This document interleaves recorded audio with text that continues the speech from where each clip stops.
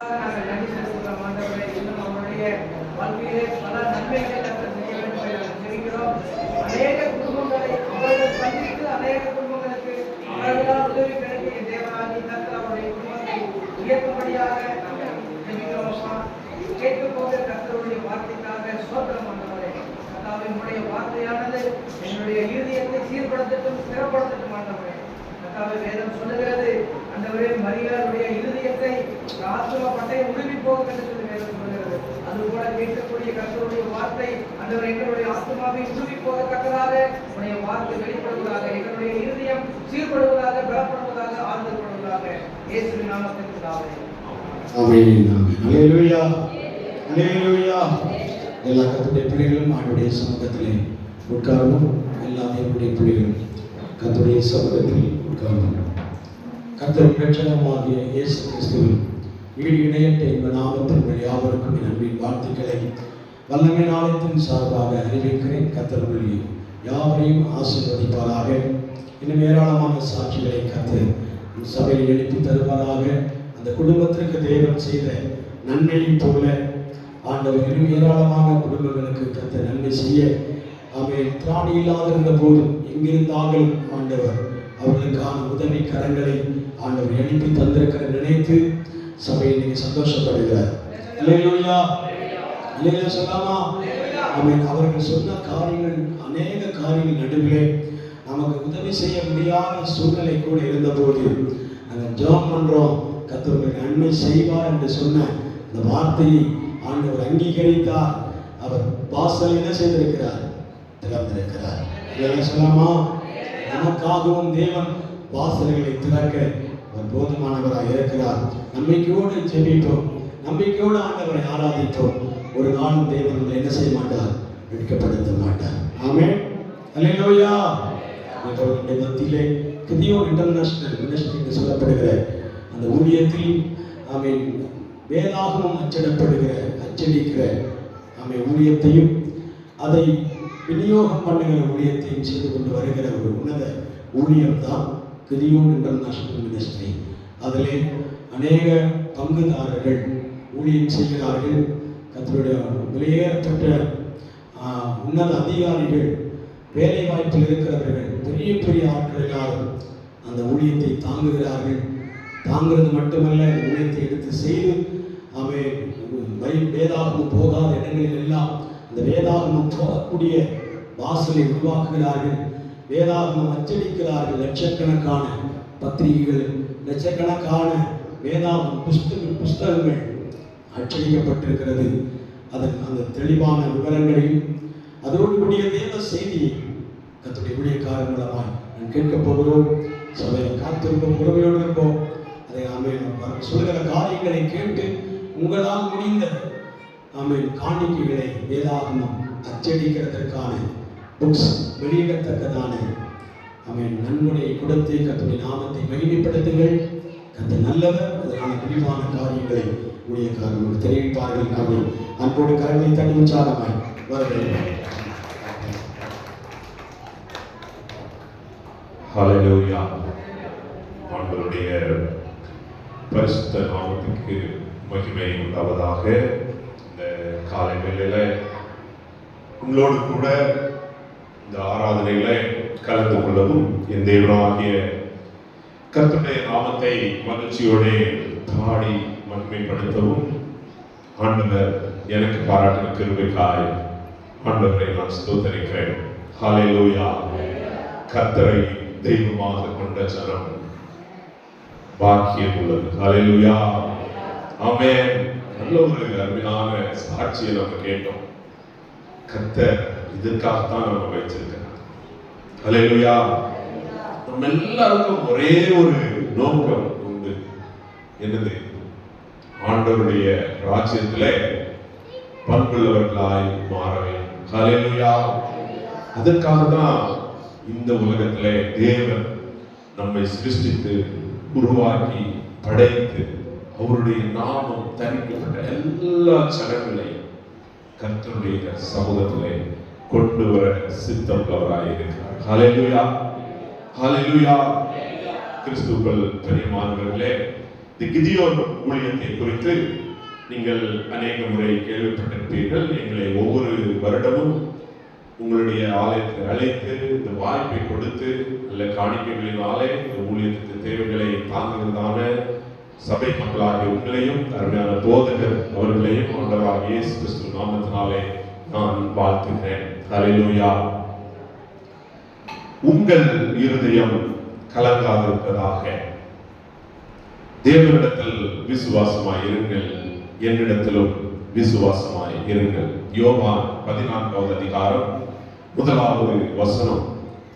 கர்த்தருடைய வார்த்தை, இந்த வார்த்தை ஒருவேளை நம்மளே அநேக முறை நாம் படித்திருப்போம். ஆண்டவர் பல முறைகளில் இந்த வார்த்தை மூலமாய் நம்மோடு பேசியிருப்பார். ஆனால் கிறிஸ்துவுக்குள் பிரியமானவர்களே, ஒரு கர்த்தரை அறியாத ஒருவர் கலங்கி தவித்துக் கொண்டிருக்கிற வேளையிலே இந்த வசனம் எவ்வளவாய் அவர்களுக்குள்ளே கிரியை செய்யும் என்பதை யோசித்து பாருங்கள். சகோதரி பத்மா என்கிறதான ஒரு சகோதரி, அவருடைய கணவனார் ரயில்வேல பணியில இருக்கிறார், காவலராக பணியாற்றிக் கொண்டிருக்கிறாங்க. திடீரென்று அவர் மாரடைப்பிலே பணியில் இருக்கும்போது இறந்து போய்விடுகிறார். 2 பெண் பிள்ளைகள், சிறிய ஒரு குடும்பம். திடீரென்று இறந்துட்டாங்க, என்ன செய்வது தெரியல. சில நாட்கள் கழித்து அரசாங்கம் தன்னுடைய கணவனுடைய வேலையை இந்த சகோதரிக்கு கொடுக்கிறது. இவர்கள் பணியில் அமர்த்தப்படுகிறார்கள். நாட்கள் அப்படியாக சென்று கொண்டிருக்கிறது. திடீரென்று சில நாட்கள் கழித்து இவர்களும் நோய்வாய்ப்பட்டு விடுகிறார்கள், மருத்துவமனையில் அனுமதிக்கப்பட்டிருக்கிறார்கள். இவர்களுடைய உடலிலே பல ஆர்கன்ஸ் செயல்படாமல் போய்விடுகிறது. சில நாட்கள் மருத்துவமனையில் அனுமதிக்கப்பட்டிருக்கிறாங்க. டாக்டர்ஸ் ரிப்போர்ட் கொடுக்கிறாங்க, இவர்கள் தன்னுடைய உடல் தகுதியை இழந்து விட்டார்கள், தொடர்ந்து அவர்கள் பணி செய்வதற்கான உடல் தகுதியை அவர்கள் இழந்து விட்டார்கள் என்று சொல். இப்ப வேலைக்கு இனிமே போக முடியாது. 2 பிள்ளைகளை வளர்த்து எடுக்க வேண்டும், சிறு பெண் பிள்ளைகள். என்ன செய்வது என்று தெரியாத மருத்துவமனையிலே அனுமதிக்கப்பட்டிருக்கிற வேளையில கிதியோன் சகோதரர்கள் சகோதரிகள் மூலமாக அவர்களுடைய கரத்திலே ஒரு வேதாகமம் கொடுக்கப்படுகிறது. நாங்கள் கிதியோனிய மருத்துவமனைகளிலே, கல்லூரிகளிலே, ஸ்கூல்ஸ், இன்னும் பல இடங்களிலே எங்கெங்க வாய்ப்பு கிடைக்கிறதோ அங்கெல்லாம் சென்று ஆண்டவருடைய வார்த்தையை இலவசமாய் கொடுக்கிற பணியை கிதியோன் ஊழியத்தின் மூலமாக நாங்கள் செய்து வருகிறோம். இப்படியாக இவர்கள் மருத்துவமனையில் அனுமதிக்கப்பட்டிருக்கிற வேளையில அவர்களுடைய கரத்திலே ஒரு வேதாகமம் கொடுக்கப்படுகிறது. அது வேண்டா விருப்ப வாங்கி அவர்களுடைய பையிலே வைத்துக் கொண்டார்கள். சில நாட்கள் கழித்து மருத்துவமனையிலிருந்து விடுதலையாக்கப்பட்டு வீட்டுக்கு செல்கிறாங்க. ஆனால் அவர்களால் எந்த பணியும் செய்ய முடியாது. Complete bed ridden. வாழ்க்கையில போராட்டம், என்ன செய்வது, எப்படி இந்த பிள்ளைகளை வளர்த்துவது என்று தெரியாத ஒரு சூழ்நிலை. ஒரு நாள் திடீரென அவங்க பேக்ல கை விட்டா ஆண்டவருடைய வார்த்தை கரத்திலே அகப்படுகிறது. அதை திறந்து படிக்கிறார்கள். அவர்களுடைய கண்களிலே பட்ட வசனம் யோவான் 14வது அதிகாரம் 1வது வசனம். ஹல்லேலூயா.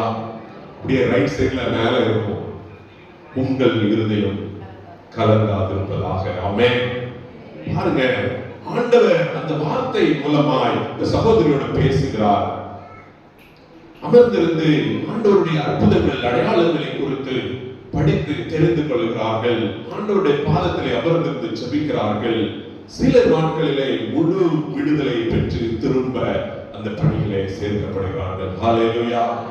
பாருங்க, மருத்துவர்கள் முடிந்தது, அவங்களுடைய உடல் தகுதியை இழந்து போய்விட்டார்கள் என்று மருத்துவர்களால் கொடுக்கப்பட்ட அந்த அறிக்கை, என் தேவன் எல்லாவற்றையும் மாற்ற வல்லமை உள்ளவராயிருக்கிறார். ஹல்லேலூயா, ஹல்லேலூயா.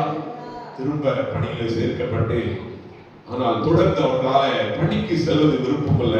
இப்படிப்பட்ட ஒரு வல்லமை உள்ள கர்த்தரை இன்னும் அறியாத என்னுடைய சமூகத்து மக்களுக்கு நான் அறிவிக்க வேண்டும் என்பதற்காக அவங்க நல்ல ஆர்த்தடாக்ஸ் பிராமண சமுதாயத்தை சார்ந்தவர்கள் தன்னுடைய வேலையை ராஜினாமா செய்துவிட்டு இப்பொழுது சென்னையில ஆவடி பகுதியில குடும்பமாய் கர்த்தருடைய ஊழியத்தை செய்து வருகிறார்கள். ஹல்லேலூயா. ஒரே ஒரு வார்த்தை தான் பிரியமானவர்களே, ஒரு சந்ததி கர்த்தரை சேவிக்கும். ஹல்லேலூயா. அது சந்ததி சந்ததியாய் ஆண்டவருடைய சந்ததி என்று அழைக்கப்படும். ஹalleluya. ஒரே ஒரு வார்த்தை போதும், என் தேவனாகிய கர்த்தரை ஆராதிக்க ஜனங்கள் ஓடோடி வர வேண்டும் என்று சொல்லி. ஏன்னா கர்த்தருடைய வார்த்தை சொல்லுகிறது, மனம் திரும்புகிற ஒரே ஒரு பாவி நிமித்தம் பரலோகத்தில் மிகுந்த சந்தோஷம் உண்டாயிருக்கும் என்று சொல்லி கர்த்தர் நமக்கு கொடுத்திருக்கிறதான பிரதான கட்டளை என்ன? நீங்கள் உலகமெங்கும் போய் சர்வ சிருஷ்டிக்கும் சுவிசேஷத்தை பிரசங்கியுங்கள் என்பதுதான். நீங்க நல்ல சந்தோஷமா இருங்க, நீங்க புசித்து குடித்து மகிழ்ச்சியா இருங்க என்பது அல்ல பிரியமானவர்களே. ஆண்டவர் நம்மிடத்திலே ஒவ்வொருவரிடத்திலும் கொடுத்திருக்கிறதான பிரதான கட்டளை, the great covenant. நீங்கள் உலகமெங்கும் போய் சர்வ சிருஷ்டிக்கும் சுவிசேஷத்தை பிரசங்கியுங்கள் என்பதுதான். ஏனென்றால் கர்த்தருடைய ராஜ்யம் வருகிறதற்காக காத்து கொண்டிருக்கிற நீங்களும் நான் எப்படி ஆண்டவருடைய வருகைக்காய் காத்து கொண்டிருக்கிறோம்? ஏன்னா ஆண்டவருடைய வார்த்தை தெளிவாய் சொல்லுகிறது, இந்த ராஜ்யத்தினுடைய இந்த சுவிசேஷம் சர்வ சிருஷ்டிக்கும் பிரசங்கிக்கப்பட வேண்டும், அப்பொழுதுதான் முடிவு வரும் என்று சொல்லப்படுகிறது பிரியமானவர்களே. ஏன்னா தேவன் நீதியுள்ள நியாயாதிபதி. ஒருவர் கூட ஒருவேளை ஆண்டவருடைய வார்த்தையை குறித்து இல்ல ஆண்டவரை குறித்து கேள்விப்படாத ஒருவரை தேவன் நியாயம் தீர்ப்பது எப்படி? அவர் நீதியுள்ள நியாயாதிபதி பிரியமானவர்களே. ஆகையினாலதான் ஆண்டவர் நம்மிடத்தில் கேட்கிறார், எனக்காக ஊழியம் செய்வதற்கென்று, ஆண்டவருடைய பணியை செய்வதற்கென்று யாரை நான் அனுப்புவேன் என்பதாய் ஆண்டவர் கேட்கிறார் பிரியமானவர்களே. ஏன்னா ஆண்டவருடைய வார்த்தை ஆமோஸ் தீர்க்கதரிசி 8வது அதிகாரம் 11வது வசனம் சொல்லுகிறது, இதோ தேசத்தின் மேல் நான் பஞ்சத்தை அனுப்புவேன், அது ஜல குறைவினால் உண்டான தாகம் அல்ல, ஆகார குறைவினால் உண்டான பஞ்சமும் அல்ல, ஆண்டவருடைய வார்த்தை கிடைக்கப்பெறாத பஞ்சம் என்று சொல்லப்படுகிறது பிரியமானவர்களே. அப்படிப்பட்ட ஒரு பஞ்சத்தை நாம் ஒருவேளை எதிர்நோக்கி காத்துக் கொண்டிருக்கிறோம். இன்னும் யோவான்ல ஆண்டவர் 9வது அதிகாரம் 4வது வசனத்திலே பகல் காலம் இருக்க வேண்டும், நான் என்னை அனுப்பினவருடைய கிரியை செய்ய வேண்டும், ஒருவரும் கிரியை செய்யக்கூடாத ராக்காலம் வருகிறது என்று சொல்லி யோசித்து பாருங்க. இன்னைக்கு நமக்கு எல்லாமே இருக்கிறது. நம்ம ஒருவேளை நம்முடைய கரங்களிலே வேதாகமம் கொடுக்கப்பட்டிருக்கிறது, நமக்கு ஆலயங்கள் இருக்கிறது, நம்ம டிவியில ஆண்டவருடைய வார்த்தைகளை கேட்கிறோம், யூடியூப் வழியாக ஆண்டவருடைய வார்த்தையை கேட்கிறோம். எங்க போனாலும் ஆண்டவருடைய வார்த்தையை கேட்கிறதற்கு இன்னைக்கு எந்த தடையும் இல்லை. ஆனால் கர்த்தராகிய இயேசு கிறிஸ்து சொல்லுகிறார், ஒருவரும் கிரியை செய்யக்கூடாத ராக்காலம் வருகிறது என்று சொல்லி பிரியமானவர்களே, ஆண்டவருடைய வார்த்தைகள் கிடைக்கப்பெறாத ஒரு பஞ்சத்தின் நாட்களுக்குள்ளே நாம் போகும் என்பதாக இந்த உலகத்தில் சர்வ சிருஷ்டிக்கும் இந்த சுவிசேஷம் கொண்டு போய் சேர்க்கப்பட வேண்டும் என்பதற்காக தொடங்கப்பட்ட இந்த ஊழியம் பிரியமானவர்களே, கிட்டத்தட்ட 126 ஆண்டுகளாக உலகமெங்கும் 199 நாடுகளிலே இந்த ஊழியமானது நடைபெற்றுக் கொண்டிருக்கிறது. 110 மொழிகளிலே இந்த வேதாகமம் அச்சடிக்கப்பட்டு இலவசமாய் விநியோகிக்கப்படுகிறது பிரியமானவர்களே. இந்தியாவிலே மட்டும் 25 மொழிகளிலே ஆண்டவருடைய வார்த்தைகள் அச்சடிக்கப்பட்டு இலவசமாய் விநியோகிக்கப்படுகிறது. வருடத்திற்கு லட்சக்கணக்கான வேதாகமங்கள், கடந்த வருடத்தில் கிட்டத்தட்ட 70 லட்சம் வேதாகமங்கள் இந்தியாவிலே விநியோகிக்கப்பட்டிருக்கிறது. ஹல்லேலூயா. ஆனால் இது போதுமான நம்பர் இல்லை. நம்ம 140 கோடிக்கு அதிகமான ஜனங்கள் இருக்கிறோம். இன்னும் ஒருவேளை கர்த்தரை அறியாதவர்கள் 1 கோடி இருக்கலாம். என்றைக்கு இவர்கள் எல்லாம் சந்திக்கப்படுவார்கள்? இந்த வார்த்தை உலகமெங்கும் கொண்டு போய் சேர்க்கப்பட வேண்டும். லட்சக்கணக்கான வேதாகமங்களை அச்சடித்து விநியோகித்தாலும் ஆண்டவர் ஒரு மனிதனுடைய ஆத்மாவை இந்த உலகத்தின் சம்பத்துக்கு எல்லாவற்றுக்கும் ஒப்பிடுகிறார். அது கூட பத்தாது என்று சொல்கிறார். ஏன்னா மனுஷன் உலகம் முழுவதையும் ஆதாயப்படுத்தினாலும் தன் ஜீவனை நஷ்டப்படுத்தினால் அவனுக்கு லாபம் என்ன? உலகம் முழுவதும் யோசிச்சு பாருங்க, உலகத்துல எவ்வளவு வெல்த் இருக்கிறது. எல்லாத்தையும் ஒரு மனிதன் தனக்கென்று சேமித்துக் கொண்டாலும் தன் ஜீவனை நஷ்டப்படுத்தினால் அவனுக்கு லாபம் என்ன? மனிதன் தன் ஜீவனுக்கு ஈடாக எண்ணத்தை கொடுப்பான். ஹல்லேலூயா. கிறிஸ்துவுக்குள் பிரியமானவர்களே, ஒரு வேதாகமம் நாங்கள் இலவசமாய் கொடுக்கிறோம். ஆனால் இது இலவசமாய் அச்சடிக்கப்பட முடியாது. இது அச்சடிப்பதற்கு ஒரு செலவினம் இருக்கிறது. இன்னைக்கு இந்த ஒரு புதிய ஏற்பாடு அச்சடிப்பதற்கு 50 ரூபாய் செலவிடப்படுகிறது. கோடிக்கணக்கான ரூபாய் செலவு செய்து இந்த ஊழியம் செயல்படுகிறது. பிரியமானவர்களே, இந்த ஊழியத்துல இந்த பணியை செய்கிற நாங்கள் யாருமே முழு நேர ஊழியர்கள் கிடையாது. நான் ஒரு நிறுவனத்துல, தனியார் நிறுவனத்துல ஒரு மேலதிகாரியாக நான் பணி செய்து கொண்டிருக்கிறேன். என்னை போல பலரும் அநேகர் ஒவ்வொரு நிறுவனங்களிலே பணி செய்கிறவர்களாக இருப்பார்கள், அரசாங்க அதிகாரிகளாக இருப்பார்கள், ஒருவேளை தொழில் முனைவோராக இருப்பார்கள், மருத்துவமனைகளிலே பணி செய்கிறவர்களாக இருப்பார்கள். நாங்கள் இணைந்து இந்த ஊழியத்தை செய்து வருகிறோம். ஹல்லேலூயா. நாங்கள் சபைகளை நாடி வருகிறதற்கு 3 முக்கியமான காரியங்கள் பிரியமானவர்களே. முதலாவது, உங்களுடைய ஜெபத்துக்காக நாங்கள் வருகிறோம். ஏன்னா இன்னைக்கு வேதாகமம் அநேகம் கொடுக்கப்படுகிறது, அநேக தடைகள் உண்டு, பல இடங்களிலே பிரச்சனைகள் இருக்கிறது. நம்ம சுதந்திர இந்தியாவில் வாழ்கிறோம். உங்களுடைய கருத்துக்களை நாம மற்றவர்களிடம் பகிர்ந்து கொள்வதற்கு நமக்கு உரிமை உண்டு, சட்டத்தின் மூலமாக நமக்கு உரிமை உண்டு. ஆனாலும் பல இடர்பாடுகள் உண்டு. இதன் மத்தியிலும் ஆண்டவருடைய வார்த்தைகள் கொடுக்கப்படுகிறது. கர்த்தருடைய வார்த்தை கொடுக்கப்படுகிற கரங்கள் அதை திறந்து படிக்கப்பட வேண்டும். படிக்கும் போது அவர்கள் ஆத்மாக்களாய் மாற்றப்பட வேண்டும் என்பதற்காக உங்களுடைய ஜெபத்துக்காய் நாங்கள் சபைகளை நாடி வருகிறோம். இரண்டாவதாக, உங்களுடைய பங்களிப்புக்காக ஒருவேளை இந்த வேதாகமம் நாங்கள் கொடுக்கிறோம். எங்களால சபையினுடைய ஒரு எக்ஸ்டெண்டட் ஒரு நீட்டப்பட்ட கரமாக நாங்கள் செயல்படுகிறோம். சபை ஒருவேளை செல்ல முடியாத இடத்துல நாங்கள் சகோதரர்களாக, சகோதரிகளாக நாங்கள் கொண்டு போய் கொடுக்கிறோம். எந்த ஒரு ரெஸ்ட்ரிக்ஷன் நாங்கள் யோசிக்கிறதே இல்லை. சிறைச்சாலைகளானாலும் சரி, மருத்துவமனைகளானாலும் சரி, போலீஸ் நிறுவனங்கள், காவல்துறையினுடைய அதிகாரிகள் இருக்கிற இடங்களானாலும் சரி, எங்கிருந்தாலும் ஆண்டோடைய வார்த்தைகளை நாங்கள் கொடுக்கிறோம். ஆனால் உங்களுடைய பார்ட்டிசிபேஷன், ஒருவேளை நீங்க இருக்கிற இடத்துல அல்லது பணி செய்கிற இடத்துல ஒரு வேதாகமம் கொடுக்கிறதுக்கு வாய்ப்பு இருக்கிறது என்று சொன்னால், எங்களை அணுகினால் நாங்கள் வந்து வேதாகமங்களை கொடுக்கிறதற்கு ஆயத்தம் உள்ளவர்களாக இருக்கிறோம். போதகர்களுடைய அனுமதியோடு ஒருவேளை நீங்கள் இந்த ஊழியத்தில் இணைந்து கொள்ளலாம். இதற்கு ஆனால் சப்ஸ்கிரிப்ஷன் உண்டு. நாங்கள் இதுல நான் மெம்பரா இருக்கிறதுக்கு ஐ நீட் டு பே. நான் ஒரு சப்ஸ்கிரிப்ஷனை வருடந்தோறும் நான் செலுத்தி இதுல மெம்பரா இருக்கணும். நான் உங்களை போல ஒரு ஆலயத்தினுடைய ஒரு உறுப்பினர். என்னுடைய போதகருடைய அனுமதியோடு இந்த ஊழியத்தில் நான் இணைந்து செயல்பட்டு கொண்டிருக்கிறேன். அப்போ உங்களுடைய பார்ட்டிசிபேஷனுக்காக வருகிறோம். மூன்றாவதாக, உங்களுடைய காணிக்கைகளுக்காக நாங்கள் வருகிறோம். நான் சொன்னேன், இலவசமாய் கொடுக்கிறோம். இலவசமாய் செய்யப்பட முடியாது.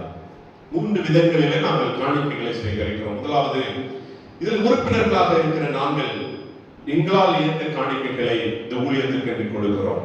இரண்டாவது, எங்களுடைய நண்பர்கள் என்று சொன்னால் யாரோ ஒருவர்கள பிதா குமாரன் பரிசுத்த ஆவியானவரை ஏற்றுக்கொண்டு வாழுகிற நண்பர்களிடத்திலிருந்து மாத்திரம் காணிக்கைகளை இந்த ஊழியத்திற்காக நாங்கள் பெற்றுக் கொள்கிறோம். மூன்றாவதாக, சபை மக்களாகிய உங்களிடத்திலிருந்து காணிக்கைகளை பெற்றுக் கொள்கிறோம். ஆனால் இந்த காணிக்கைகள் முழுவதும் 100% 100% இந்த வேதாகமம் அச்சடிப்பதற்கு மாத்திரமே செலவிடப்படுகிறது.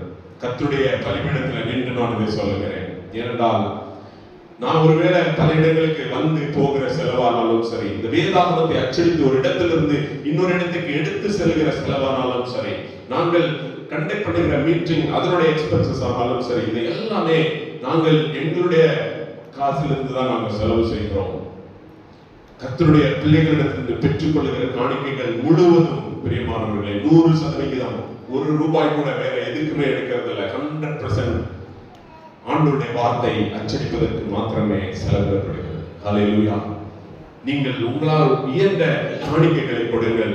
கர்த்தர் உங்களை ஆசீர்வதிப்பாராக. இன்னொரு சாட்சி கூட நான் சொல்லுகிறேன். மதுரை பக்கத்தில் தென்காசியில ஒரு டாக்டர் சிவகுமார் என்கிற ஒரு மருத்துவர், கால்நடை மருத்துவ நிபுணர், ஒரு மதுரை பகுதியில் ஒரு தனியார் நிறுவனத்தில் கால்நடைகளுக்கான மருத்துவ காரியங்களை ஆராய்ச்சி செய்கிற ஒரு நிறுவனத்தில் பணி செய்து கொண்டிருக்கிறார். அவருக்கும் அவருடைய மேலதிகாரிக்கும் சற்று ஒரு மிஸ் அண்டர்ஸ்டாண்டிங் சில நாட்களாக. இப்ப நல்ல ஒரு ஆண்டவர் அறியாத மகன் இருந்தாலும் நல்ல ஒரு பக்தி உள்ளவர், தவறான எந்த செயல்களையும் செய்ய மாட்டார், நல்ல உண்மையும் உத்தமமாய் பணி செய்கிற ஒரு மனிதன்.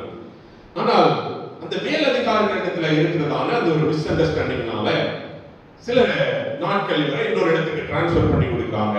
நாமக்கல் பகுதிக்கு இவருக்கு ஒரு 3 months ட்ரைனிங் என்று சொல்லி அவரை அனுப்பி விடுகிறார்கள். அங்க சென்ற பிற்பாடு தான் தெரிகிறது அங்க எந்த ட்ரைனிங்கும் இல்லை, அங்க ஒரு ஃபெசிலிட்டி கிடையாது, எதுவுமே கிடையாது. அப்பதான் யோசிக்கிறாங்க, இவருடைய மேல் அதிகாரி வரை பணி வாங்கி விட்டார் என்பதா. அப்போ அவர் ஒரு விடுதியிலே தங்கி ஓய்வெடுத்துக் கொண்டிருக்கிறார். நாங்கள் விடுதிகளிலே வேதாகமத்தை வைப்பது வழக்கம். அநேக ஹோட்டல்களில வேதாகமத்தை ஒவ்வொரு ரூம்ல ஒரு பைபிள் வைப்பது எங்களுடைய வழக்கம், அனுமதி கிடைக்கிற இடங்கள் எல்லாம். அப்படியாக அந்த விடுதியிலே தங்கி இவர் வெறுப்பிலே ஒரு பித்து பிடித்தவனை போல ரொம்ப ஒரு வெக்ஸாய் மதுபான பழக்கத்துக்கு அடிமையாகிவிட்டார். ஒரு நாள் மதுபானம் மறந்து விடுதியில் இருக்கும்போது அவருடைய கரத்துல அந்த வேதாகமத்தை பார்க்கிறார். எடுத்து புரட்டி படிக்கிற வேலையில ரோமாபுரியாருக்கு எழுதின நிருபம் 12வது அதிகாரம் 12வது வசனம், உபத்திரவத்திலே பொறுமையாக இருங்கள் என்று சொல்லி ஆண்டவருடைய வார்த்தை. எப்படி இவ்வளவு உபத்திரவத்தில் எப்படி நான் பொறுமையாக இருக்கிறது, எப்படி பொறுமையாக இருக்கிறது யோசித்து யோசித்து அப்படியே ஆண்டவருடைய பரிசுத்த ஆவியானவர் அவரோடு கூட இடைப்பட்டு இன்னைக்கு அதே இடத்துல அவர் பணியமர்த்தப்பட்டு எங்களுடைய ஊழியத்தில் அவர் மெம்பரா இருக்கு. பாருங்க, மதுரையில அவரும் ஒரு கிடியன் மெம்பராக இருந்து அவங்களுடைய பணியை செய்து கொண்டிருக்கிறார். ஒரு வார்த்தை போது பிரியமானவர்களே, ஹல்லேலூயா ஹல்லேலூயா. இதற்காகத்தான் நாம் அழைக்கப்பட்டிருக்கிறோம். இந்த சுவிசேஷம் உலகமெங்கும் ஆண்டவரை அறியாத ஜனங்களிடத்துல கொண்டு போய் சேர்க்கப்பட வேண்டிய பணியை நீங்களும் நானும் இணைந்து செய்வோம். ஆண்டவர் நாமம் ஆசீர்வதிக்கப்படுவதாக. தொடர்ந்து ஜனங்கள், கர்த்தரை அறியாத ஜனங்கள் ஆண்டவருடைய சமூகத்திலே அழைக்கப்பட்டு சேர்க்கப்படுவார்களாக. தொடர்ந்து ஒருவேளை ஆராதனை முடிந்து நான் வாசல் பகுதியிலே திறந்த வேதாகமத்தோடு நிற்பேன். உங்களால் எந்த காணிக்கைகளை கொடுங்கள். நீங்கள் கொடுக்கிற வேதாகமம் ஒருவேளை பல சந்ததிகளை சந்திப்பதற்கு கர்த்தர் கிருபை செய்வார் என்பதிலே சந்தேகமில்லை. அந்த கணக்கை உங்கள் பேரில் ஆண்டவர் எழுதுவதாக. நாம் யாருமே ஆண்டவருடைய சமூகத்தில் போய் நிற்கும் போது வெறும் கையோட போய் நிற்க முடியாது. ஆண்டவர் நம்மிடத்துல கேட்கிறது, என்ன செஞ்ச, எனக்காக என்ன செஞ்ச என்பதுதான். ஆண்டவருக்காக நாம் எதை செய்கிறோம்? ஆத்ம ஆதாய பணியை நாம் செய்யாம ஆண்டவருடைய சமூகத்திலே போய் வாசலிலே நல்ல ஊழியக்காரனை உள்ள பிரவேசித்து ஆண்டவர் சொல்லணும், உத்தமமும் உண்மையும் உள்ள ஊழியக்காரனை எஜமானுடைய சந்தோஷத்துக்குள் பிரவேசி என்று சொல்லி அந்த வார்த்தைக்காக தான் நாம காத்து கொண்டிருக்கிறோம். 2 ஆப்ஷன் தான், ஒன்று உள்ள, இன்னொன்று வெளியே. அப்படியே ஓடி போயிருக்கு. எது நமக்கு வேண்டும்? கிறிஸ்துவுக்குள் பிரியமானவர்கள் அர்ப்பணிப்போடு காத்திருப்போம். கர்த்தர் பெரிய காரியங்களை செய்வாராக. இந்த நாளிலே உங்களோடு கூட பகிர்ந்து கொள்ளும்படியாய் ஆண்டவர் கொடுத்த வார்த்தைக்காக ஆண்டவரை ஸ்தோத்திரிப்போம். இந்த வார்த்தையை கர்த்தர் நம்முடைய ஒவ்வொருடைய இருதயத்திலும் எழுதும்படியாய் ஒரு நிமிடம் தலைவணங்கி ஜெபிப்போம். நல்ல ஆண்டவரே, இந்த மகிழ்ச்சியான காலை நேரத்துக்காக நாங்கள் நன்றி செலுத்துகிறோம். இந்த சமூகத்தில் வந்திருக்கிறதான எங்களோடு கூட ஆண்டவரே, இந்த நாளின் மன்னாவை கர்த்தர் நீங்க பகிர்ந்தளிக்கும்படியாய் வேண்டிக் கொள்கிறேன் சுவாமி. அப்பா, நீங்க பேசுகிற வார்த்தைகளை ஆண்டவரே எங்களுடைய உள்ளத்துல நீங்க பதித்தருளும்படியாய் ஜெபிக்கிறோம். கணுக்களையும் ஊனையும் பிரிக்கத்தக்கதாக ஆண்டவருடைய வார்த்தை கடந்து வரும்படியாய் நாங்கள் ஜெபிக்கிறோம் சுவாமி. கேட்கிற எங்கள் ஒவ்வொரு முறையும் கர்த்தாவே நீங்க அரவணைத்து காத்துக் கொள்ளுங்க. நீங்க பேசுங்க சுவாமி, என்னை மறைந்து ஆண்டவரே நீங்க வெளிப்படுங்க. நான் சொல்லும், நீங்க பெருகவும் வேணும் சுவாமி. நாங்கள் உடைய பாதத்தில் அமர்ந்திருந்து கேட்கிறோம். என் தேவனுடைய வார்த்தைகளை பகிர்ந்தளிக்கும்படியாய் ஜெபிக்கிறோம். ஆண்டவரே இயேசு கிறிஸ்துவின் நாமத்தில் பிதாவே, ஆமென். ஹல்லேலூயா ஹல்லேலூயா. நல்ல சத்தமா ஒரு ஹல்லேலூயா சொல்லுவோமா? Praise the Lord. நாம இன்னைக்கு டேட் என்ன? ஆகஸ்ட் 10. நம்ம ஒரு பெரிய ஒரு நாளை எதிர்நோக்கி காத்திருக்கிறோம். இன்னொரு 4 நாள். என்னது? சுதந்திர தினம். ஹல்லேலூயா. சுதந்திரம். நம்ம எல்லாம் சுதந்திரம் கிடைச்சிச்சா? சத்தமா சுதந்திரமா இருக்கிறோமா இல்லையா? ஆமா, சுதந்திரமா தான் இருக்கிறோம். ஹல்லேலூயா. சுதந்திர இந்தியாவிலே நாம் வாழ்கிறோம். நேற்றைய தினத்தில இரவிலே அமர்ந்திருந்து இந்த நாளிலே கர்த்தருடைய பிள்ளைகள் மத்தியில என்ன வார்த்தைகளை ஆண்டவர் கொடுக்க இருக்கிறார் என்பதற்காக காத்துக் கொண்டிருந்த வேளையிலே கர்த்தர் இந்த சுதந்திரத்தை கனெக்ட் பண்ணி சில வார்த்தைகளை உங்களோடு பேசும்படியாக என்னுடைய இதயத்தில் ஏறினார். நான் யூஸ்வலா வெள்ளிக்கிழமையிலே ஓரளவுக்கு மெசேஜ் ப்ரிப்பேர் பண்ணிடுவேன். பட் இங்க எனக்கு இன்னொரு சர்ச் அசைன் பண்ணியிருந்தாங்க.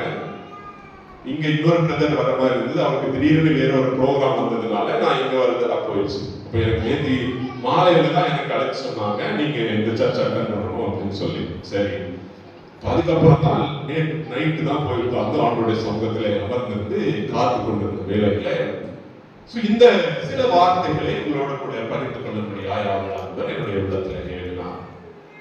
இந்த வார்த்தைகளை நம்ம எல்லாரும் இணைந்து உங்களோடு கூட நானும் சேர்ந்து கேட்க ஆவலுள்ளவராய் இருக்கிறேன். ஹல்லேலூயா. ஃப்ரீடம் வித் ரெஸ்பான்சிபிலிட்டி என்பதுதான் சுதந்திரம், பொறுப்புடன் கூடிய ஒரு சுதந்திரம். நமக்கு சுதந்திரம் கிடைச்சிருக்கு. நம்ம எப்படி அந்த சுதந்திரத்துல பொறுப்புள்ளவர்களாய் இருக்கிறோம் என்பதுதான். நம்முடைய காலத்திலே தேவனுடைய ராஜ்யத்தை கட்டமைப்பதுதான் நம்முடைய பொறுப்பு. ஹல்லேலூயா. நமக்கு என்ன பொறுப்பு? சுதந்திரமா இருக்கோம், நாம ஜாலியா அப்படியே இருக்கிறது மாத்திரமல்ல, தேவனுடைய ராஜ்யத்தை உங்களுடைய என்னுடைய நாட்களில கட்டமைக்க கடமைப்பட்டவர்களாக இருக்கிறோம். எத்தனை பேர் விசுவாசிக்கிறீங்க? ஹல்லேலூயா, ஹல்லேலூயா, ஆமென். சுதந்திரம், the freedom with responsibility, building God's kingdom in our times. நம்முடைய நாட்களிலே ஆண்டவருடைய ராஜ்யத்தை கட்டமைத்தல் என்பதுதான், அதுதான் சுதந்திரத்திலே நமக்கு கொடுக்கப்பட்டிருக்கிறதான இந்த பொறுப்பு. பிரியமானவர்களே, நம்ம எப்படி people of God நாம் எதை செய்ய, என்ன மாதிரியான ரெஸ்பான்சிபிலிட்டிஸ் ஆண்டவர் நம்மிடத்திலே கொடுத்திருக்கிறார், என்ன மாதிரியான காரியங்களை ஆண்டவர் நம்மிடத்தில் எதிர்பார்க்கிறார் என்பதை தான் நாம் புரிந்து கொள்ள அழைக்கப்படுகிறோம். பிரியமானவர்களே, இந்த சுதந்திரம், இந்தியாவுக்கு சுதந்திரம் கிடைக்கிறதுக்கு முன்னாடி நம்ம பண்ண ஃப்ரீடம் ஸ்ட்ரகிள், அந்த காரியங்கள் எல்லாம் ஒருவேளை ஹிஸ்டரியில நீங்க கேள்விப்பட்டிருப்பீங்க, படிச்சிருப்பீங்க. நம்பிங்களா? கொஞ்சம் லிசன் பண்ணணும். கேள்வி கேட்கணுமா? கேள்வி கேட்கணுமா? இந்தியாவுக்கு எப்ப சுதந்திரம் கிடைச்சது தெரியுமா? தெரியாதா? சுதந்திரமா தானே இருக்கிறோம், அப்புறம் என்ன சுதந்திரம் கிடைக்குது அப்படின்னு சொல்றாங்க. ஹல்லேலூயா. தெரியுமா? தெரியாதா? ஸ்கூல்ல சொல்லி தரலையா?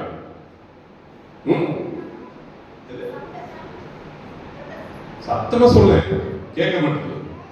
இங்க வந்து சொல்றியா? மைக் தட்டுமா? சரி, ஓகே. அப்போ ஒருவேளை அந்த காரியங்கள் எல்லாம் நீங்க போய் படிச்சு பாருங்க. எப்படி அந்த கிழக்கிந்திய கம்பெனி எதுக்காக நம்ம இந்தியாவில் வந்தாங்க. இது கிட்டத்தட்ட ஒரு 350 வருட ஒரு ஹிஸ்டரி. பிரியமானவர்களே, அவ்வளவு பெரிய ஸ்ட்ரகிள்ல இருந்து நமக்கு சுதந்திரம் கிடைச்சிருக்கு. ஹல்லேலூயா. ஆனா அதுக்கப்புறம் தான் நமக்கு இந்த வேதாகமம், ஆண்டோட வார்த்தை நம்ம கருத்துல கிடைச்சிருக்கு. இந்த பைபிள் நம்ம கையில எத்தனை வருஷம் இருக்குன்னு ஆண்டோட வார்த்தை தமிழிலே இந்த முழு வேதாகமம் மொழிபெயர்க்கப்பட்டு நம்முடைய கரங்களிலே கிடைச்சி எத்தனை வருஷம் இருக்கும்? நம்ம 2000 வருஷம், கிபி 2025 இருக்கிறோம். எவ்வளவு வருஷம் இருக்கும் நமக்கு இந்த பைபிள் கையில கிடைச்சு? கெஸ் பண்ண முடியுமா? 300 வருடங்கள் தான் ஆகுது. பிரியமானவர்களே, ஆண்டவர் எவ்வளவு நாட்கள், எவ்வளவு வருடங்கள் ஆண்டவர் தவித்துக் கொண்டிருப்பார். என்னுடைய ஜனங்களுடைய கரங்களிலே வார்த்தை கொண்டு போய் சேர்க்கப்பட வேண்டும் என்று சொல்லி. அந்த ஒரு கம்பெனி அவங்க பிசினஸ் பண்றதுக்காக இந்தியாவில் வர்றாங்க. அப்படியே கொஞ்சம் கொஞ்சமா அவங்களுடைய டெவலப்மெண்ட்டுக்காக அவங்க ஓன் ஆர்மி ஃபோர்ஸஸ் அப்படியெல்லாம் வச்சு அப்படியே முழுவதுமாய் நம்மை அடிமைப்படுத்தி விடுகிறார்கள் பிரிட்டிஷார். இதுதான் அந்த ஒரு பெரிய ஸ்டோரி. 1608வது வருடம் முதலாவது அவங்க இந்தியாவுக்கு வர்றாங்க. சரிங்களா? அந்த மேபி ஹிஸ்டரி எல்லாம் நீங்க படிச்சு தெரிஞ்சுக்கணும். அப்பதான் இந்த சுதந்திரத்துல நாம அனுபவிக்கிறோம். நம்ம ஏன் நம்மிடத்துல ஆண்டவர் அப்படி என்றால் இப்படி ஒரு ஸ்ட்ரகிள் மத்தியில ஒரு விடுதலை நமக்கு கொடுத்திருக்கிறார் என்றால் எதற்காக கொடுத்தார்?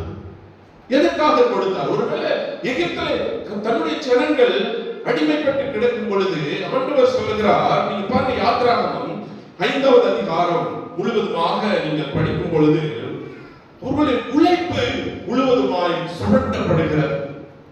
யாத்திராகமம் 5வது அதிகாரத்துல ஆளோட்டிகள் 13வது வசனம், ஆளோட்டிகள் அவர்களை நோக்கி, வைக்கோல் இருந்த நாளில் செய்தபடியே உங்கள் வேலைகளை ஒவ்வொரு நாளிலும் செய்து முடியுங்கள் என்று சொல்லி அவர்களை துரிதப்படுத்தினார்கள். அவங்க செங்கல் அறுக்கிற வேலைகளை கொடுக்கிறார்கள். அதே குவாண்டிட்டி நீங்க ப்ரொடியூஸ் பண்ணணும், பட் வைக்கோல் எல்லாம் உங்களுக்கு கரெக்ட் பண்ண முடியாது. அதை சுடுவதற்காக உழைப்பை சுரண்டுகிறதான காரியங்கள், அடிமைத்தனத்துல வீடாகிற எகிப்திலே கர்த்தருடைய ஜனங்கள் உழைப்பு, எக்ஸ்ப்ளாய்டேஷன். அப்படியாக இந்த இந்தியாவிலே, இந்த நம்முடைய முன்னோர்கள் பிறந்து வாழ்ந்த இந்த இந்தியாவிலே அவர்களுடைய உழைப்பும் சுரண்டப்பட்டது. பிரியமானவர்களே, ஏன் அப்படிப்பட்ட சூழ்நிலைகளிலிருந்து கர்த்தர் நம்மை விடுதலை ஆக்கி இருக்கிறார்?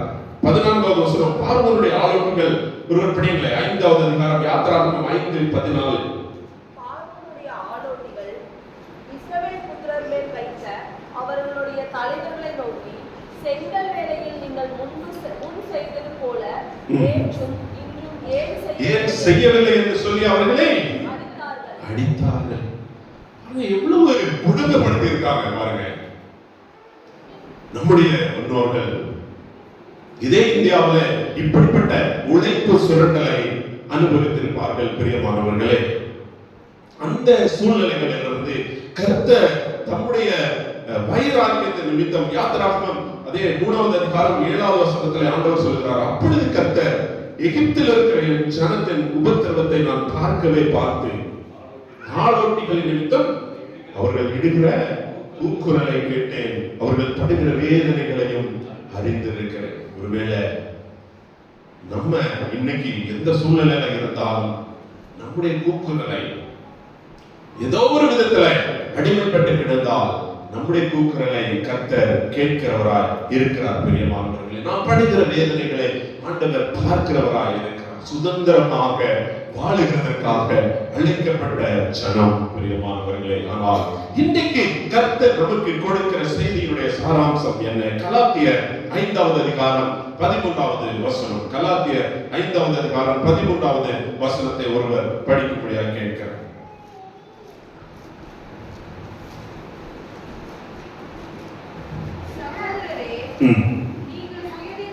நீங்கள் சுயாதீனத்திற்கு அழைக்கப்பட்டீர்கள். இந்த சுயாதீனத்தை நீங்கள் மாம்சத்துக்கு ஏதுவாக அனுசரியாமல் அன்பினாலே ஒருவருக்கொருவர் ஊழியம் செய்யுங்கள் என்று சொல்லி, சுயாதீனம் புதிய மொழிபெயர்ப்புல இந்த வசனத்தை எப்படி சொல்லியிருக்காங்க? சகோதரரே, நீங்கள் சுதந்திரத்திற்கென்று அழைக்கப்பட்டீர்கள். சுயாதீனம்னா சுதந்திரம், விடுதலை பண்ணப்பட்டவர்கள், சுதந்திரத்திற்கென்று அழைக்கப்பட்டீர்கள். இந்த சுதந்திரத்தை நீங்கள் மாம்சத்துக்கு ஏதுவாக மாத்திரம் பயன்படுத்தாமல் அன்பினாலே ஒருவருக்கு ஒருவர் சேவை செய்யுங்கள் என்பதாய். ஹல்லேலூயா. இதுதான் நமக்கு ஆண்டவர் கொடுக்கிற சாராம்சம். பிரியமானவர்களே, சுதந்திரத்திற்காக அழைக்கப்பட்டீர்கள். இந்த சுதந்திரத்தை உன்னுடைய ஜீவனத்துக்காக மாத்திரமல்ல, உன்னுடைய சரீரத்துக்காக மாத்திரமல்ல, உன்னுடைய குடும்பத்திற்காக மாத்திரமல்ல, அன்பினாலே ஒருவரை ஒருவர் தாங்கும்படியாய், அன்பினாலே ஒருவருக்கு மற்றொருவர் சேவை செய்யும்படியாய், நாம் பெற்ற ஆண்டவருடைய அன்பை மற்றவர்களுக்கு பகிர்ந்தளிக்கும்படியாய் தேவன் நம்மை அழைக்கிறார். பிரியமானவர்களே, ஹல்லேலூயா, ஹல்லேலூயா. சுதந்திரம் என்பது நாம் மாத்திரம் பெற்று அனுபவிப்பதற்காக மாத்திரம் அல்ல, இதற்கான கீழ்ப்படிதல், இதற்கான பார்ட்டிசிபேஷன், இந்த சேவை. பிரியமானவர்களே, இதைத்தான் ஆண்டவர் நம்மிடத்திலே கேட்கிறார். ஒரு 5 முக்கியமான காரியங்களை குறித்து சொல்லி இந்த சுதந்திரத்திலே நாம் என்ன செய்ய வேண்டும் என்பதை சொல்லி கடந்து செல்லலாம் என்று ஆசைப்படுகிறேன். முதலாவதாக, சுதந்திரம் என்பது ஆண்டவர் கொடுத்த ஒரு அன்பளிப்பு. Freedom is a gift and a calling. கர்த்தர் கொடுத்த அன்பளிப்பு மற்றும் ஒரு அழைப்பு, ஆண்டவருடைய ஊழியத்தை செய்யும்படியாக அழைக்கப்பட்ட ஒரு அழைப்பு. பிரியமானவர்களே, யாத்திராகமம் 20வது அதிகாரம் 2வது வசனம். உன்னை அடிமைத்தன வீடாகிய எகிப்திலிருந்து புறப்பட பண்ணின உன் தேவனாகிய கர்த்தர் நானே என்று சொல்லி. பிரியமானவர்களே, நமக்கு சுதந்திரத்தை கொடுத்தவர் யார்? அல்லேலூயா. தேவனாகிய கர்த்தர். அடிமைத்தன வீடாகிய எகிப்திலிருந்து புறப்பட பண்ணின உன் தேவனாகிய கர்த்தர் நானே என்று சொல்லி. இந்த 20வது அதிகாரம், இந்த சங்கதி எல்லாம் உங்களுக்கு தெரியும். எப்படி ஆண்டவர் தன்னுடைய ஜனங்களிடத்திலே பேசுகிறார், இந்த காரியங்களை தேவன் சொல்லி பேசி சொல்லிய சகல வார்த்தைகளும் ஆவன என்று சொல்லி அந்த 10 கட்டளைகளை தேவன் தன்னுடைய ஜனங்களுக்கு என்று கற்பலகைகளை எழுதி கொடுக்கிறார். ஹல்லேலூயா. அடிமைத்தன வீடாகிய எகிப்திலிருந்து புறப்பட பண்ணின தேவன் நானே. எதற்காக அடிமைத்தன வீடாகிய எகிப்திலிருந்து தன்னுடைய ஜனத்தை ஆண்டவர் புறப்பட பண்ணினார்? ஏதோ அவர்கள் விடுதலை பெற்று சந்தோஷமா இருக்க வேண்டும் என்ற ஒரு காரியத்துக்காக மாத்திரம் அல்ல. மோசே பார்வோனிடத்திலே போய் பேசும் பொழுது ஆண்டவர் என்ன சொல்லுகிறார்? எனக்கு ஆராதனை செய்யும்படி என் ஜனங்களை அனுப்பி விடுவாயாக. ஹல்லேலூயா. ஹல்லேலூயா. ஆண்டவருக்கு ஆராதனை செய்யும்படியாக அவருடைய ஜனங்களாகிய நம்மை அழைக்கிற கர்த்தர். பிரியமானவர்களே, யோவான் 8வது அதிகாரம் 35 முதல் 37 வரை அடங்கிய வசனங்களை நாம் படிக்கும் போது, அடிமையானவன் என்னைக்கும் வீட்டிலே நிலைத்திருக்கிறான், குமாரன் நிலைக்கிறான், குமாரன் என்னைக்கும் நிலைத்திருக்கிறார். ஆகையால் குமாரன் உங்களை விடுதலையாக்கினால் மெய்யாகவே விடுதலை ஆவீர்கள். எதற்காக? அடுத்த வசனம் அப்படியே படிங்க. நீங்கள் ஆபிரகாமின் சந்ததியார் என்று அறிவேன்,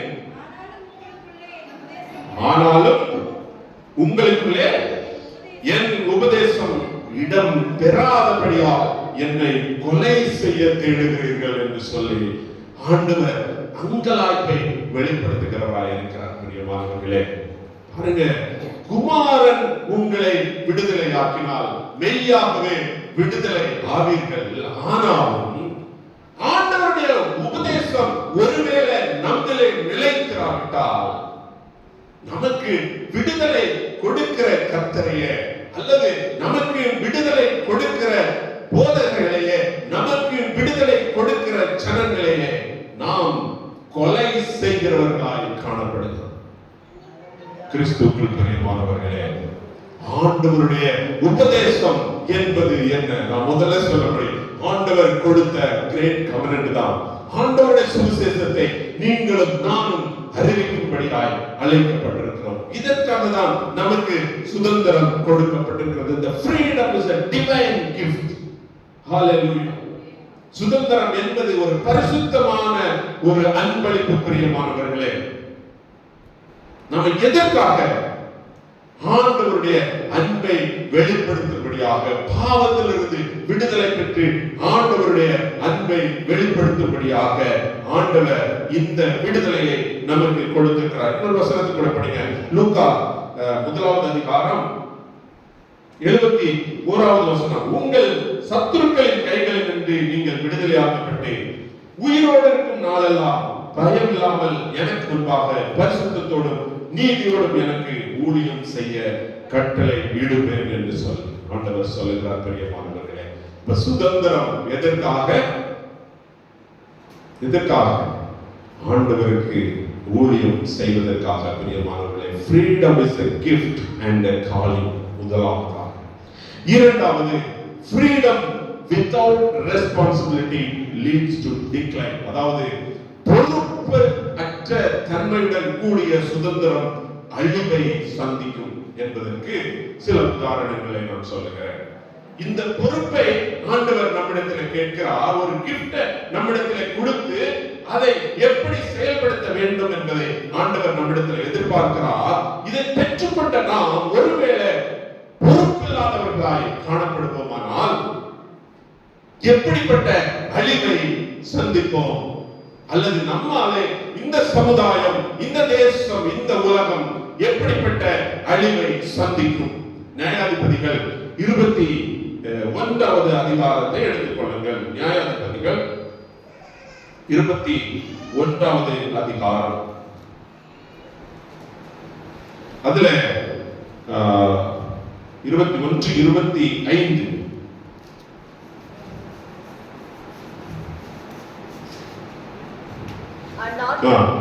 அந்நாட்களில் இஸ்ரவேல் ராஜா இல்லை, அவனவன் தன் பார்வைக்கு போறபடி செய்து வந்தான். பொறுப்பில்லாத ஒரு தன்மை. பிரியமானவர்களே, நமக்கு கொடுக்கப்பட்ட சுதந்திரத்திலே ஒருவேளை பொறுப்பற்றவர்களாய் நாம் இருப்போமானால் இந்த வசனம் அதைத்தான் சொல்லுகிறது. அவனவன் தன் பார்வைக்கு சரி போனபடி செய்து கொண்டு வந்தான் என்று சொல்லி வந்தார்.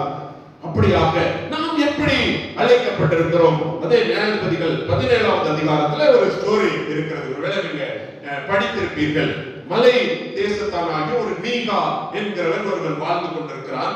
அவனுடைய அம்மாட்டிருந்து அவர் கொஞ்சம் பணத்தை என்ன பண்ணிட்டாரு? திருடிட்டார்.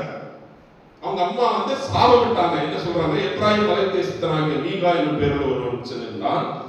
அவன் 1100 வெள்ளிக்காசு களவு போயிட்டு அதை குறித்து நீ என் காதுகள் கேட்க சாபமிட்டாய். இந்த ஸ்டோரி ஒருவேளை நீங்க படிச்சிருப்பீங்க.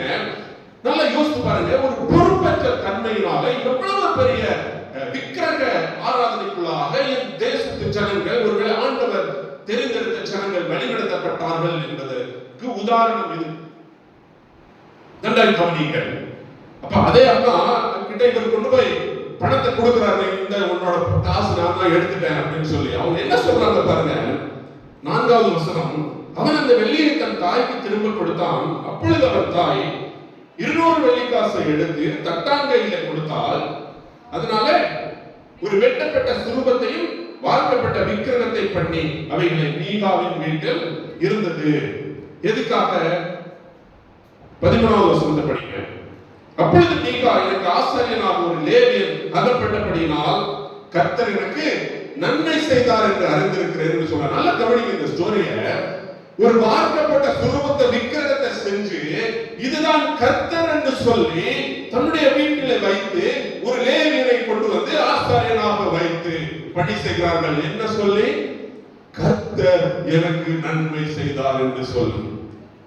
எப்படிப்பட்ட அறியாமை அல்லது மூடத்தனத்தை செய்கிறார்கள் என்று பாருங்கள். கர்த்தர் விக்கிரக ஆராதனையை வெறுக்கிற தேவன். ஹல்லேலூயா.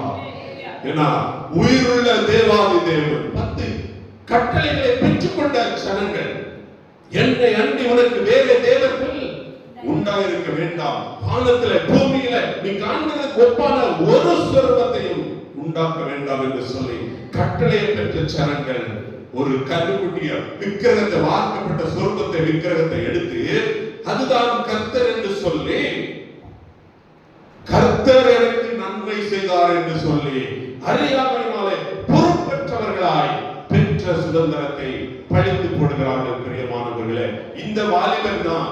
இந்த வாலிபன் பாருங்க, யாருக்கு தெரியுமா? நியாயாதிபதிகள் 18வது அதிகாரம் 30வது வசனத்தை படிங்க. அப்பொழுது தான் புத்திரர், அதை அப்புறம் தான் புத்திரர் அவர்களுக்கான ஒரு சுதந்திர தேசத்துக்காய் அவர்கள் அழைத்து திரிகிறார்கள். அந்த வேளையில இவனை பார்த்து இவனை புடிச்சிட்டு போறாங்க. அந்த சுரூபத்தை எல்லாத்தையும் எடுத்துட்டு போறாங்க. அந்த ஸ்டோரியை நீங்க போய் படிச்சு பாருங்க, எப்படி முட்டாள்தனமாய் நடந்திருக்கிறார்கள் என்று சொல்லி தெரியும். 30வது வசனம். அப்பொழுது தான் புத்திரர் அந்த துருவத்தை சங்களுக்கு ஸ்தாபித்துக் கொண்டார்கள்.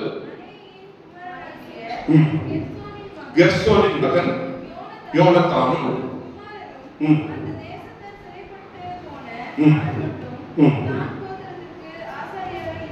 ஆசாரியராக இருந்தார்கள். இந்த கெர்சோன் ஆக்சுவலா இதுல ஒரு சின்ன மொழிபெயர்ப்புல ஒரு சின்ன மிஸ்டேக் இருக்கு. நிறைய வேத வல்லுநர்கள் சில மொழிபெயர்ப்புகளிலே அந்த மனாசேங்கிற பேர்ல மோசேயின் மகன் கெர்சோன் அப்படின்னு இருக்கும்.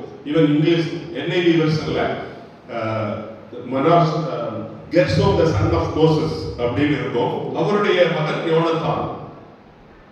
அவர்தான் இந்த வாலிபன் என்று சொல்லுகிறார்கள். சரி, எப்படியாக இருக்கட்டும், அந்த அவ்வளவு பெரிய ஆண்டவர் அழைத்த சந்ததியிலிருந்து வந்த ஜனங்கள், ஆண்டவருக்கு என்று ஆராதனை செய்ய வேண்டும் என்று ஆண்டவர் அழைத்த ஜனங்கள், அந்த சந்ததியிலிருந்து ஒருவன் எழுப்பி பாருங்க, விக்கிரகத்துக்கு ஆராதனை செய்து கர்த்தர் எனக்கு நன்மை செய்தார், கர்த்தர் என்று சொல்லி ஒரு விக்கிரகத்தை வைத்து வழிபடுகிற பொறுப்பற்ற ஜனங்களால் இருந்தார்கள்.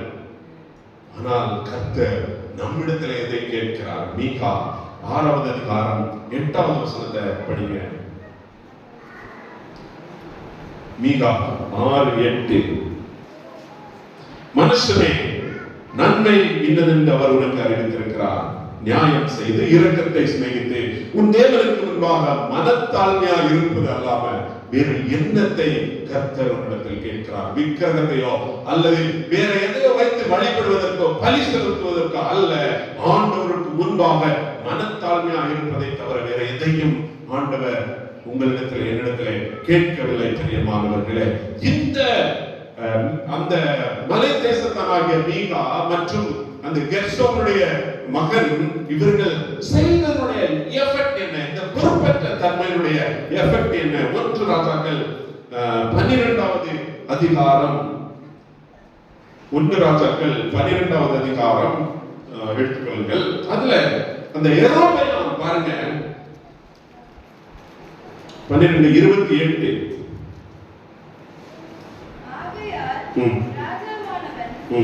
யாரு ராஜா? அந்த ராஜான்னா யாரு? யெரொபெயாம். சரி, படிங்க சார்.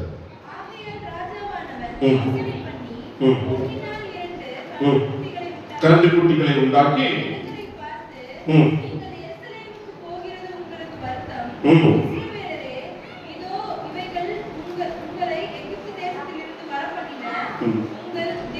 உங்கள் தேவர்கள் என்று சொல்லி ஒன்றை பெத்தேலிலும் தானிலும் வைத்தார்கள். இந்த விக்கிரக ஆராதனை தானிலே வழங்கப்பட்டது. பிரியமானவர்களே, இதுதான் எஃபெக்ட். நம்ம ஒருவேளை பொறுப்பட்டவர்களா இருந்தோமானால் இப்படிப்பட்ட எஃபெக்ட் ஆண்டவர் கொண்டு வருகிறார். 3வதாக லீடர்ஸ், சிட்டிசன்ஸ். நம்ம எல்லாருமே ரெஸ்பான்சிபிலிட்டி அண்ட் அக்கௌண்டபிலிட்டி கொண்டவர்கள். ரோமர் 13வது அதிகாரம் 1வது வசனம் படிக்கும் போது, எந்த மனுஷனும் மேலான அதிகாரம் உள்ளவர்களுக்கு கீழ்ப்படிய கடவன், உனக்கு நன்மை உண்டாகும்படிக்கு அவன் தேவ ஊழியக்காரனாய் இருக்கிறார்கள். ஒருவேளை நம்மை ஆளுகிறவர்கள் நம்முடைய பிரதமராக இருக்கலாம், அல்லது முதலமைச்சராக இருக்கலாம், மற்ற அதிகாரிகளாக இருக்கிறார். எல்லாருமே ஆண்டவருடைய வார்த்தை சொல்லுகிறபடி அவர்கள் தேவ ஊழியக்காரராய் இருக்கிறார்கள். இதற்காக தான் நம்ம 6வது வசனம் ரோமர் 13:6, இதற்காகத்தான் நாம் வரியை செலுத்துகிறோம். அப்படிப்பட்ட பொறுப்பை உடையவர்களாய் நாமும் ஒவ்வொருவரும், லீடர்ஸ் மாத்திரமல்ல, நமக்கு கொடுக்கப்பட்ட சுதந்திரத்திலே வாழுகிற நாமும் ஒருவேளை கிறிஸ்துவுக்குள் பிரியமானவர்களே பொறுப்புள்ளவர்களாய் இருக்கும்படியாய் அழைக்கப்பட்டிருக்கிறோம். அப்ப எப்படி நமக்கு கொடுக்கப்பட்ட இந்த ரைட்ஸ், இந்த அனுமதியை, இந்த சுதந்திரத்தை கர்த்தருடைய ராஜ்யம் கட்டுவதற்கென்று உற்சாகமாய் பயன்படுத்த அழைக்கப்பட்டிருக்கிறோம் பிரியமானவர்களே. அடுத்தபடியாக இந்த மிஷன், இது ஒரு உலகளாவிய எதிர்பார்ப்பு. ஆனால் நம்முடைய இல்லத்திலிருந்து, நம்முடைய வீட்டிலிருந்து தொடங்குவதற்காய் நாம் அழைக்கப்படுகிறோம். அப்போஸ்தலர் 1வது அதிகாரம் 8வது வசனம், பரிசுத்த ஆவி உங்களிடத்தில் வரும் பொழுது நீங்கள் பலனடைந்து எருசலேமிலும் யூதேயாவிலும் சமாரியாவிலும் பூமியின் கடைசி பரியந்தமும் எனக்கு சாட்சிகளாய் இருப்பீர்கள் என்று சொல்லி.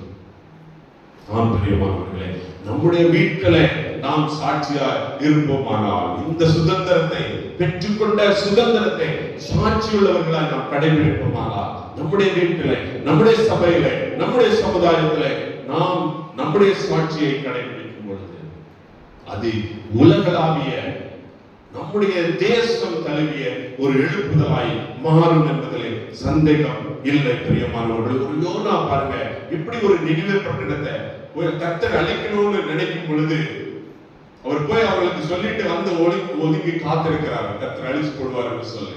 ஆனால் அவர்கள் தங்கள் ரெட்டுடுத்தி சாம்பலில் உட்கார்ந்து ஆண்டவரிடத்தில் கேட்கும் பொழுது அந்த பட்டணமே அழிவை சந்திக்காதபடி ரட்சிக்கப்பட்டு விட்டது பிரியமானவர்களே. அப்போஸ்தலர் 17:6வது வசனத்துல, உலகத்தை கலக்குகிறவர்கள் இங்கேயும் வந்திருக்கிறார்கள் என்று ஆண்டவருடைய சீசர்களை பார்த்து சொல்கிறார்கள். ஹல்லேலூயா. நம்மை இந்த உலகத்தை கலக்குகிறவர்களாக ஆண்டவர் அழைக்கிறவராக இருக்கிறார் பிரியமானவர்களே. கடைசியாக the dependence in God is true independence.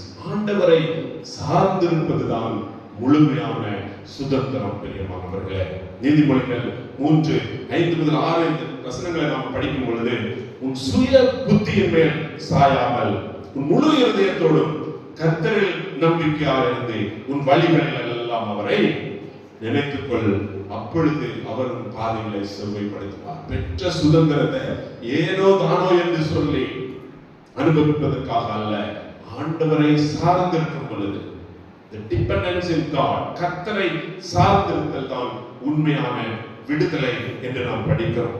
மோசே பாருங்க, அந்த 32:7 ஆண்டவர் வெகு அந்த ஜனங்கள் மேல அவ்வளோ வருத்தம், ஆண்டவருக்கு இப்படி என்னை வேதனைப்படுத்துறாங்களே என்று சொல்லி மலையிலிருந்து இறங்கி வரும்பொழுது ஆண்டவர் மோசையை பார்த்து சொல்லுகிறார், உன் ஜனங்கள் தங்களை கெடுத்துக் கொண்டார்கள் என்று சொல்லி. ஆனா அதுக்கு முன்னாடி பாருங்க, ஒவ்வொரு நேரத்திலையும் கர்த்தர் என் ஜனங்கள் என்று சொல்லி யாத்திராகமம் 8வது அதிகாரம் 1வது வசனத்துல, 9வது அதிகாரம் 1வது வசனத்துல, இன்னும் பல இடங்களிலே ஆண்டவர் என் ஜனங்கள் என்று சொல்லி இந்த ஜனங்களை குறித்து சொல்லிக் கொண்டே இருக்கிறார்.